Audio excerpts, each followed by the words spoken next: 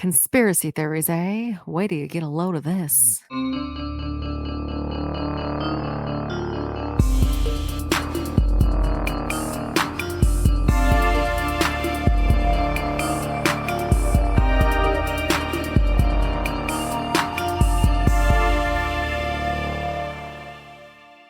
Hello, and welcome to Cracked Sisters Conspiracies. We're a podcast that covers conspiracy theories, mysteries, and all over spooky shit. My name is Cassandra. And I'm Jackie. And we are said sisters. This is our second go around at a long distance recording. We're still working out the technical component. Mm-hmm. I've only gotten perceived feedback since no one's actually heard our other one just yet. But James. Oh, that's true. Yeah. The oh so pleasant optimist that he is, it's not gonna be the same. So he really just was. He actually just texted me maybe 25 minutes ago a secondary side story to the Oklahoma City bombing. Oh, okay. One of the police officers that was first on scene and helped save 4 people committed suicide, using heavily air quotes. Air quotes, okay. And like his ex-wife was telling this whole story about how he was acting super weird afterward, and he was trying to have them get remarried so the kids could be on his benefits. He was trying to get all of his life insurance information together, and then he just suddenly killed him in the most like impossible way possible. But the police department that he worked with was like spitting their own narrative. It was very interesting. That is interesting. Yeah, he had reached out to me last week, like, how you doing? I'm like, it's weird. How's it for you? He's like, it's weird. And it was all rainy and depressing and sad, but you know. It's raining up there? It was. We had a couple of days of drizzle. Now it's just howling Santa Anas and all the lights are getting knocked out. Actually. Is it? It goes all the way up there. Last night it was like Santa Anas. I thought it was raining outside, but it's just the wind blowing everything and everyone. Yeah, it's crazy. I do not like this time of year. Everything is dry. I'm just waiting for the nosebleeds to start, you know. Yeah. And then I was so excited to see that you got the letter that I sent you, or the card. Oh, I did. So I fucking knew something was up because it was thick. And I'm like, oh, there's money in it. And then when I saw that there wasn't, but there was like some weird paper, I'm like, this bitch filled it with something. So I opened it over a trash can, and then it just rained big black dicks everywhere. Which was very cute. You were supposed to catch on to that. I'm a detective. Did you have to like special order that, or did it? No, I made it. Oh, you did? Okay. I did. So I used my Cricut to like make you the card, and then I ordered the black dick confetti. Yes. / glitter, whatever. And then I just took a piece of tissue paper and made a little pocket in there and glued it all shut. So when you open it, it rips open. So my only critique is that I could only read half of what you wrote because you glued over the words, and I'm like trying to rip away at the tissue paper, but not at the actual card itself. So I got the gist of what you said, but the whole center section I can't read. Well, and I knew that was kind of going to be the case. So it wasn't anything super exciting other than, we're so excited for you. Congrats. Yeah. Here's a bunch of dicks. Okay. It was mainly just a vessel to get the glitter to you. Gotcha. Okay. But yeah, I ordered the dick glitter months ago with the thought that I would do something like that. So now it's your turn for oh, don't you worry. The dickification of something. But yeah. Speaking of dicks, but also kind of not really, do you remember what our topic for today is? Not even slightly. We are going to be talking about Gaydar. Oh, that's right. And so I cannot for the life of me remember if it was my topic or your topic. It was in the book, and it might have been one of those things. I think it was mine as I was like scrolling for, ideas. But yeah, so that's what we're going to go over. So it's not just Gaydar, but it's specifically Canada's involvement with the whole concept of Gaydar. Okay, how exciting. For the gays. Or maybe not for the gays. No. For the record, I actually do have alcohol today. I didn't have any last week, so that was also probably contributing to the lack of oomph in our back and forth. But okay, the concept of Gaydar is that someone can essentially determine another person's sexual orientation just based on intuition and reliance on both verbal and nonverbal cues. So things like body language, their mannerisms, their tone of voice, their grooming habits, all of that. Mm-hmm. So it's like, if you're going to be a terribly judgmental person, if you picture a very flamboyant gay man, you typically bring to mind a specific type of person because you're 100% stereotyping someone, which is not something that anyone should do. And really with the whole concept of gaydar, you're just straight up judging people. So I don't encourage that, and don't judge people. You never know. The only time I've ever heard about gaydar is other gay people saying that they have gaydar. Like they can tell who's gay because they're gay. Sure. So it's like they're on that same wavelength. Yeah. But the gaydar that we're going to talk about today actually goes to a whole other level, and it's like really awful. Okay. But at the end of the day, someone else's preferences and sexual orientation are no one else's business. Mm-hmm. But historically, people have judged and mistreated others simply because of those preferences, which is pretty fucked up. Like, you do you, boo. I have no business at all having an opinion on what you do in your personal life. But some people are nosy as fuck and can't let people be and go way far out of the way to make a determination as to whether someone is gay or not. And it's kind of insane to me because what does it matter?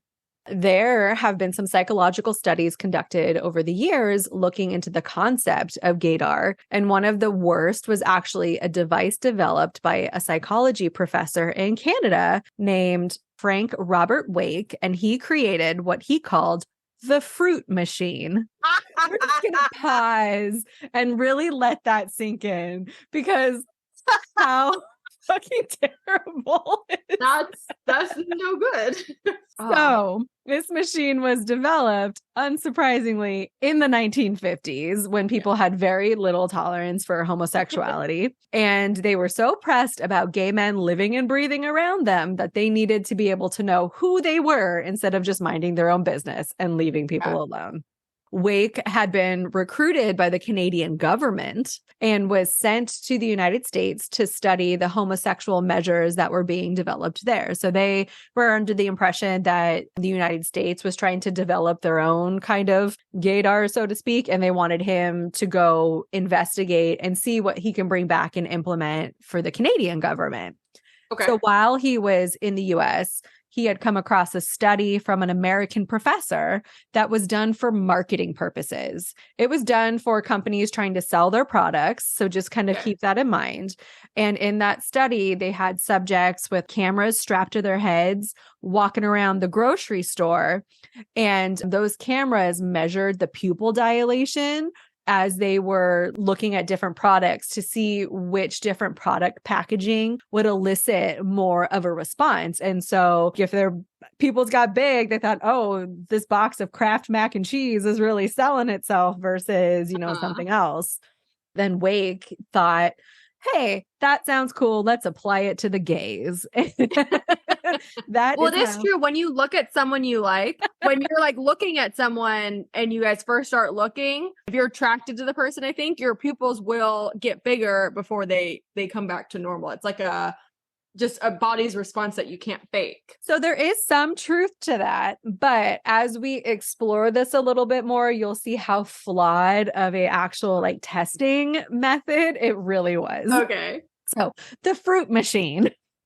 It was named as such due to the super awesome derogatory label that gay men were given back in the day, being fruits. I have never understood why someone or something being fruity was a bad thing. Like, fruit's fucking awesome. I love fruit. Yeah, I don't get it. But the labels and terms for people have gotten worse over the years. It's not the worst that I've heard to, slander a gay person. Nice. But again, consider this is the 50s. So everything was still a little less extreme. The machine was supposed to identify gay men by subjecting these guys to watching pornography, and the machine would then measure the diameter of the pupils. It noted their level of perspiration and also checked their pulse to supposedly note a erotic response to said porn. So the machine, I say in quotes, was really just like a chair from a dentist office, like one of those ones that you recline back in, kind of. Oh, so slowly in the most awkward pace. And so it was one of those chairs that had a camera that was on a pulley system that would move it towards the pupils with a black box on it that had different images. And so some of them were boring, mundane things like a field and like kids running around. And there were also more sexually explicit pictures of both men and women. And so they figured the pupils would dilate in response based on how much the subject liked what they were seeing. And they ended up naming this technique the pupillary response test. The participants were generally volunteers brought in under false pretenses. So they had all been told that they were trying to measure their stress levels, but ultimately the word got out what the true purpose was. And then they had very few people willingly volunteered for it.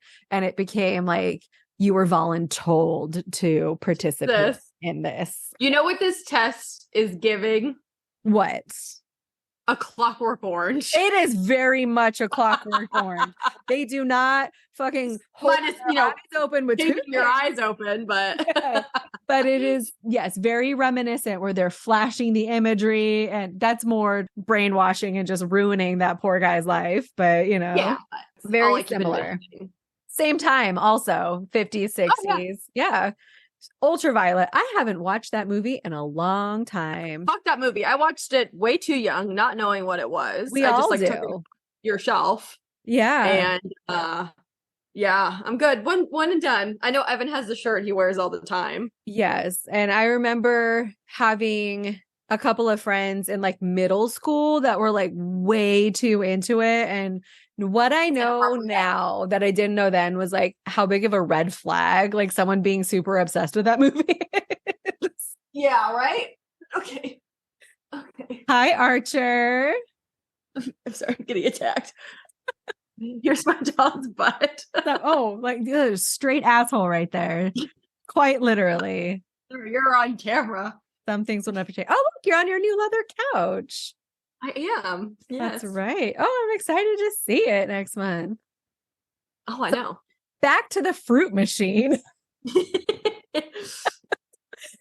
Canada ended up utilizing the devices in the 50s and 60s during a time when they were trying to eliminate all gay men from civil service, the Royal Canadian Mounted Police, and the military. It was actually a crime of sexual abnormality if you were considered gay, a full-on like crime. And they use that as their foundation for their testing and their accusations.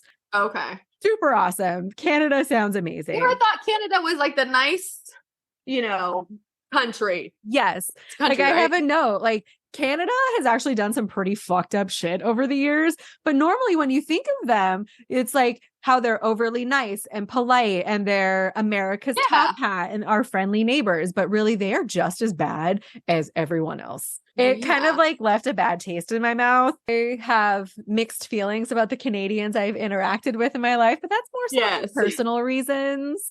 But humans are humans no matter where you are. This is true. And we're all terrible. So, but again, like with the testing for being gay, I still don't understand what someone's bedroom business has to do with their ability to do their jobs. My guess is they were just concerned with all of the gay men being too busy lusting after their colleagues and coworkers to focus on what they're doing. So they just thought it was best that people just don't work at all, if that's the case.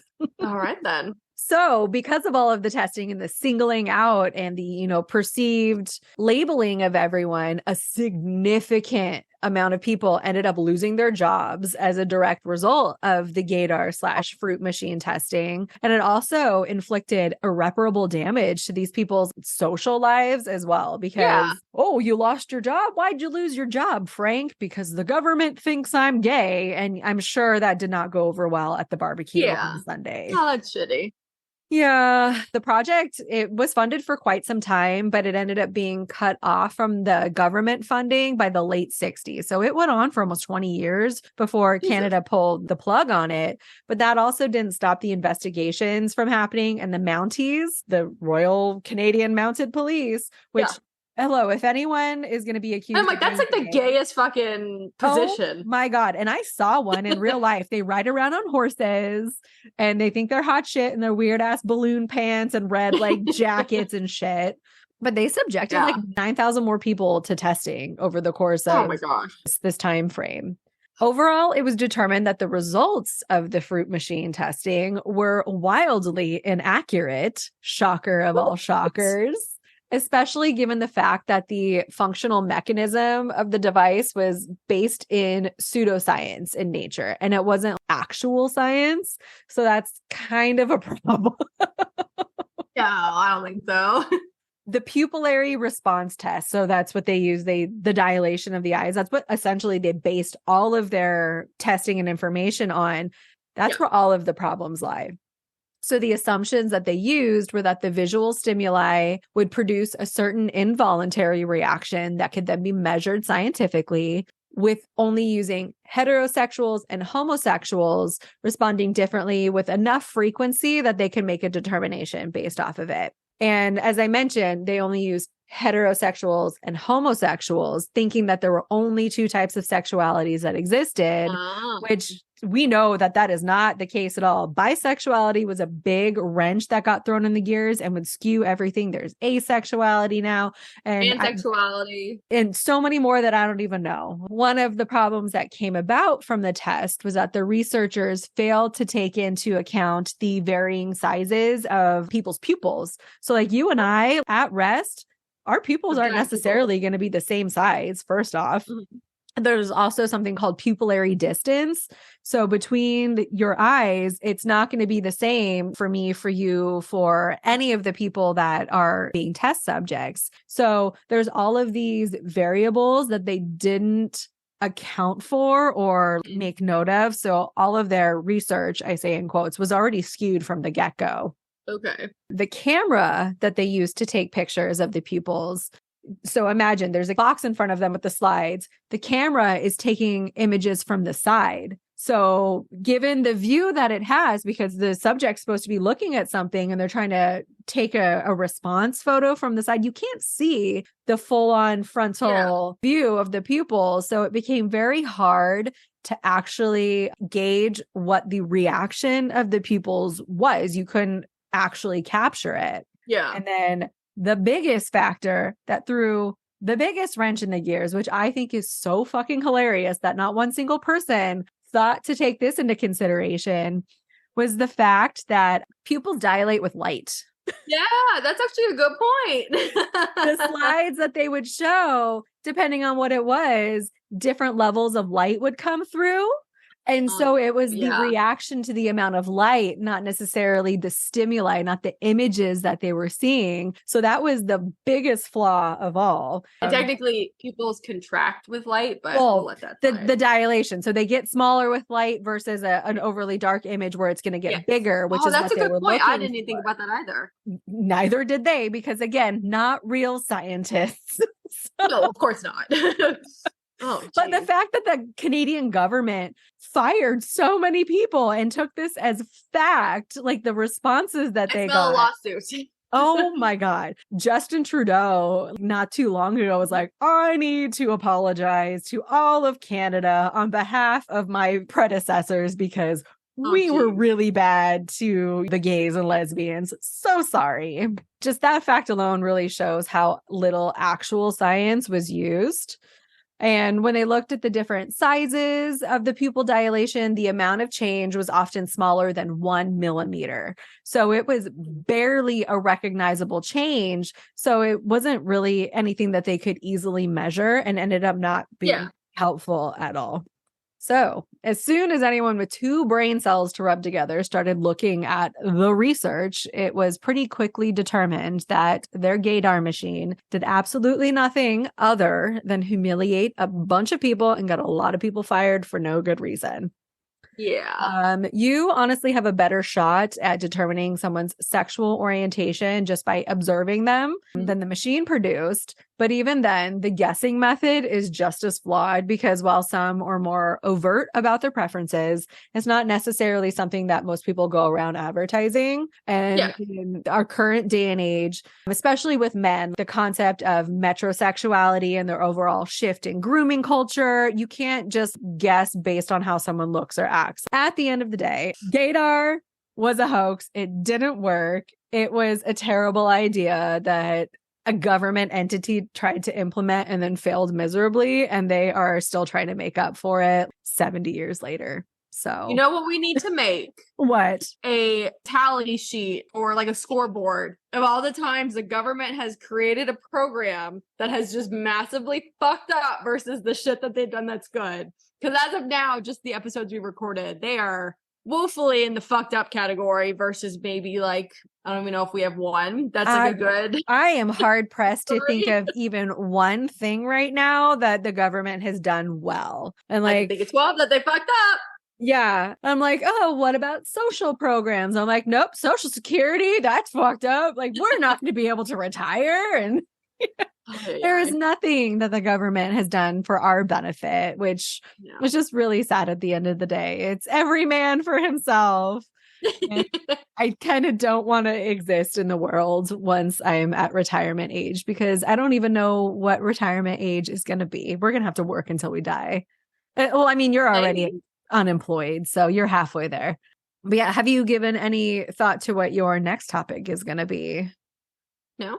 Actually, I do know what I'm going to do. What are you going to talk about? Next topic, I think I want to talk about deep fakes. Ooh, that's becoming like a really big thing. I've been seeing a lot of deep fake content on TikTok, and that shit is. I haven't heard anything about it. I know a little while ago, maybe like a year ago, they were having the issues with the fake porn. They were doing deep fakes of celebrities doing porn, but it wasn't them. But I haven't heard anything since, but I also haven't looked into it, so it hasn't been on my algorithm. But well, especially with the rise of AI technology coming into play, that's becoming a much bigger thing, because they're able to replicate people's likeness, their voices. So you can pretty much do anything if you have the basic recording of someone, which is really scary. Like, that's one of my fears. Yeah, that'd be interesting. It would be. But yeah, okay, so I'm looking forward to that a little bit more. I have every intention of working on our TikTok, which we have a couple of videos. You should come check them out. But you can also find us on other social media platforms. You can reach us on Instagram primarily, DM us. You can send us feedback, notes, recommendations for topics.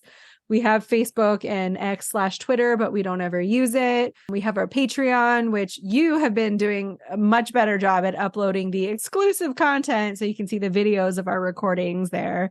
Or you can send us an email if you are old fashioned, and you can reach us at cracked_sistersconspiracies@gmail.com. But with that, stay cracked, y'all. And have a great day.